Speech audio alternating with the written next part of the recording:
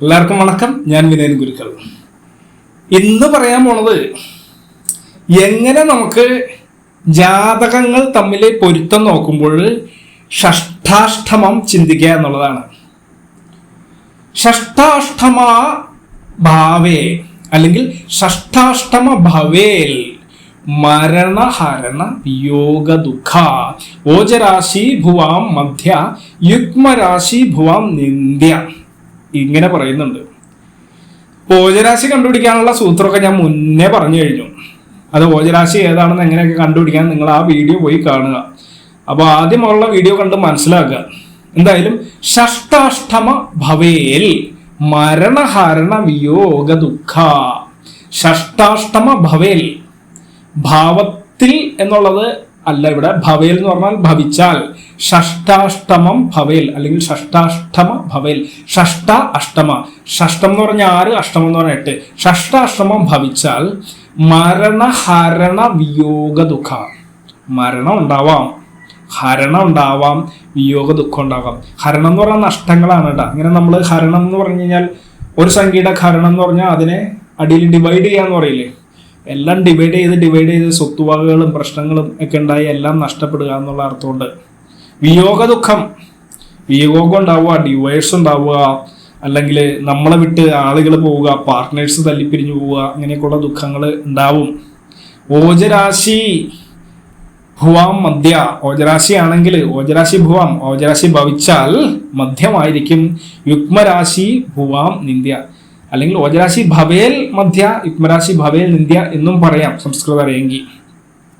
അപ്പൊ യുഗ്മരാശി ആണെങ്കിൽ ഭുവാം നിന്ദ്യ ഒരിക്കലും പറ്റില്ല. അപ്പോൾ ഒരു നക്ഷത്രം ഏത് രാശിയിലാണ് കണക്കാക്കണത് എന്നുള്ള മുന്നേ വീഡിയോയിൽ പറഞ്ഞിട്ടുണ്ട്. അതായത് അശ്വതി, ഭരണി, കാർത്തിക, കാല്, മേടക്കൂറ്. അപ്പോൾ ഈ നക്ഷത്രമാണ് മേടൻ രാശിയാണെന്ന് മനസ്സിലായല്ലോ അല്ലെ?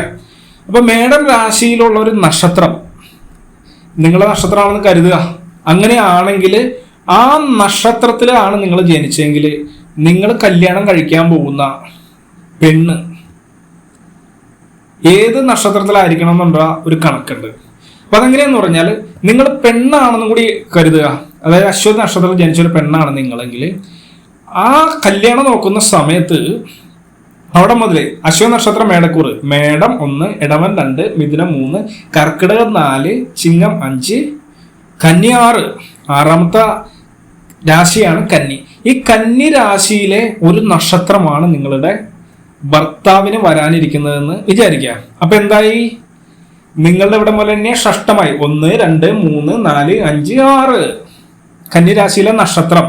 അപ്പൊ 6ാമത്തെ. അപ്പൊ കന്നിരാശിയില് ഏതൊക്കെ നക്ഷത്രമുണ്ട് എന്ന് നമ്മൾ നോക്കി കഴിഞ്ഞാല് ഉത്രമുക്കാല്, അത്തം, ചിത്രയില് അര, ഇങ്ങനെ നക്ഷത്രം വന്നല്ലോ. അപ്പൊ ചിത്ര എന്ന് പറയുന്ന നക്ഷത്രം നമ്മൾ എടുക്കുമ്പോൾ അത് അസുരഗണമാണ്. അശ്വതി നക്ഷത്രം നോക്കുമ്പോൾ ദേവഗണമാണ്. അപ്പൊ ഇങ്ങനെ 6ാമത്തെ കൂറാണെങ്കിൽ ചിലപ്പോൾ പൊരുത്തം ഉണ്ടെങ്കിലും ഇത് പണി കിട്ടും. കാരണം ഇവിടെ മൂലം എണ്ണുമ്പോൾ 1, 2, 3, 4, 5, 6 6ാമത്തെ കൂറായി.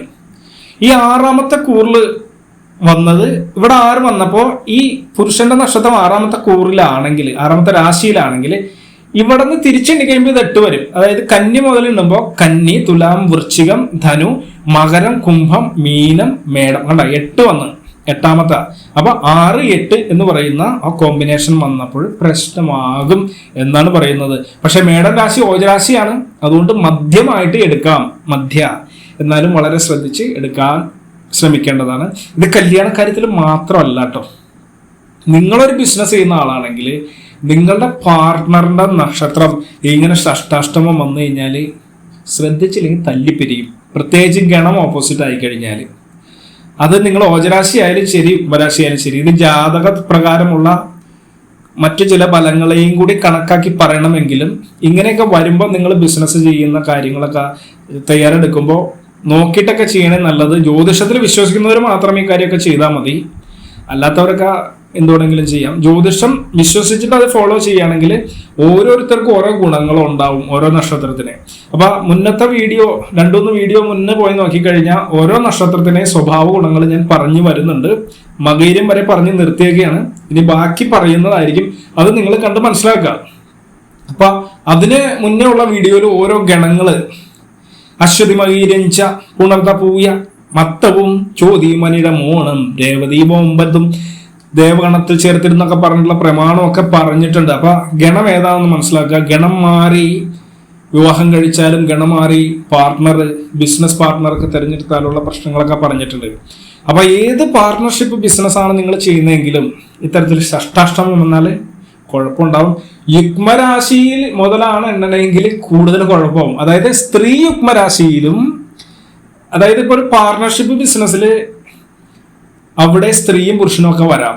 അപ്പൊ സ്ത്രീയുടെ മുതൽ എണ്ണുമ്പോൾ ഷഷ്ടാഷ്ടമം വരെയും വേണം, സ്ത്രീ യുഗ്മരാശിയിലായിരിക്കുകയും വേണം. അങ്ങനെയാണെങ്കിൽ പ്രശ്നം കൂടുതലായിരിക്കും. പുരുഷന്റെ മുതൽ എണ്ണുമ്പോൾ ഷഷ്ടാഷ്ടമം വന്നാലും ചെറിയ പ്രശ്നമൊക്കെ ഉണ്ടാകും. എങ്കിലും സ്ത്രീക്ക് കുടുംബത്തിൽ സ്ഥാനം, പുരുഷന് പുറത്ത് സ്ഥാനം കൂടുതൽ. അതുകൊണ്ട് ഇരിക്കുന്ന ഇടത്തിന് പ്രാധാന്യം സ്ത്രീക്കായതുകൊണ്ട് അവിടെ സ്ഥാനബലം സ്ത്രീക്കാണ്. അതുകൊണ്ടാണ് സ്ത്രീയുടെ മുതൽ എണ്ണുന്നത്. അപ്പോൾ അങ്ങനെ എണ്ണി നോക്കുമ്പോൾ ഷഷ്ടാഷ്ടം വന്നാൽ പ്രശ്നമാണെന്ന് മനസ്സിലാക്കുക. ഇത് ഒരു വലിയ കോൺസെപ്റ്റ് ആണ്. നിങ്ങൾ ജാതകമൊക്കെ നോക്കുമ്പോൾ ഷഷ്ടാഷ്ടമം ഇല്ലാതെയൊക്കെ ആയിരിക്കും സോഫ്റ്റ്വെയർ ഒക്കെ നിങ്ങൾക്ക് തരുന്നത്. ജ്യോതിഷന്മാര് ട്രഡീഷണൽ ആയിട്ട് നോക്കി ഗുരുക്കന്മാർ പഠിപ്പിക്കുന്ന രീതിയാണ് ഇതൊക്കെ. അത്തരത്തിൽ ഇമ്പോർട്ടൻസ് അതിന് ഉണ്ട് എന്ന് മനസ്സിലാക്കുക. അപ്പൊ ഇന്നേക്ക് ഇത്രയാണ് പറയാനുള്ളത്. ഇനി വേറെ വീഡിയോയില് നല്ല